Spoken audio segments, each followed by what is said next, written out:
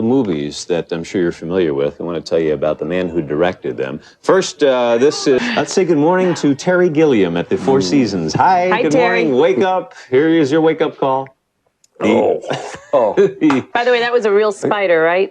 Yes, of course it was. Actually, it took quite a while for Bruce to eat that thing, but eat it he did. He's a professional to the end. We actually, the moment it goes in his mouth, we replace it with a little gelatin spider, which is very tasty and highly recommended. Ew, yum. Many of us know you as the only American member of Monty Python's Flying Circus, and now you are devoting most of your time, if not all, to directing, correct? Correct, yeah. I don't know, I find it much more exciting, behind the camera than in front of it. It's good for your ego in front of it, but it's good for your soul behind it. So what's the big difference? You don't have to look at me. That's why people like you don't have to. We like to say, look at you. Look at that guy. He's getting old. God, he looks awful.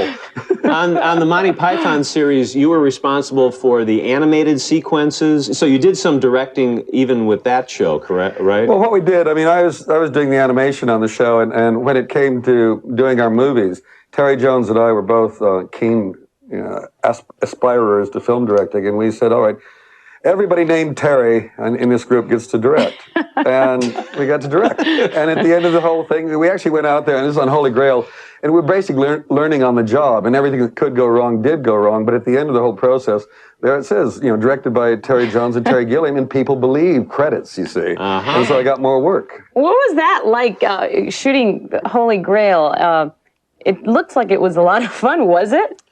Yes and no. We did it in about 5 weeks. I remember the very first day of the very first film that I directed and co-directed. We were up in the Scottish Highlands on this precipice, and the camera was set up. I was the old man at the bridge, and on the very first shot, the camera broke, and that was the beginning of our career. And it's been like that ever since. It's just been disaster after disaster. And it's the way you make movies is basically recovering from disaster as opposed to getting it right. That's a good way of putting it. Let's take a look at Terry Gilliam as the bridge keeper from Monty Python and the Holy Grail. Stop! So it doesn't matter if you're getting old with that costume. I know, that was incredible up there with this blind eye.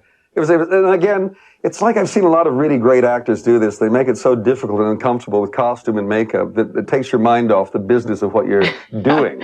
What year was that shot? Long ago, it was in the early 70s. My Alzheimer's is taking over. And now you're working. Talk, it's your show. Come on. You've worked with a great actor, Johnny Depp. Your new film. Tell us about you. You direct and you also co-wrote this, right? Yeah, it's Fear and Loathing in Las Vegas, the great book by Hunter S. Thompson. And about a year ago, I was asked to rescue it. Because, a lot of names have been associated with it. Marty Scorsese, Jack Nicholson, Larry McMurtry wrote a script 20-some years ago. Maybe the time wasn't right. Films are odd things. They often wait for the right time to happen, and this one seemed to be the perfect conjunction of talent and money and time. And I think the world is waiting for it. I think America is desperate for it. It's America's wake-up call, basically. How true is it to the 1971 Hunter S. Thompson novel? I hope it's very true. It's one of the things I'm proud of. People who've seen it say, this was a book that nobody could ever film. It could never get on the screen, and they say we've done it. So that's great. It was very important to try to capture the truth and essence of that book.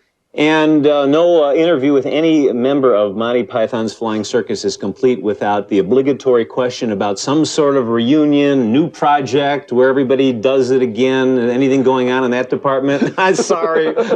They make us do it. The fans make us do it. Who knows? All right. Oh. Can I go to sleep now?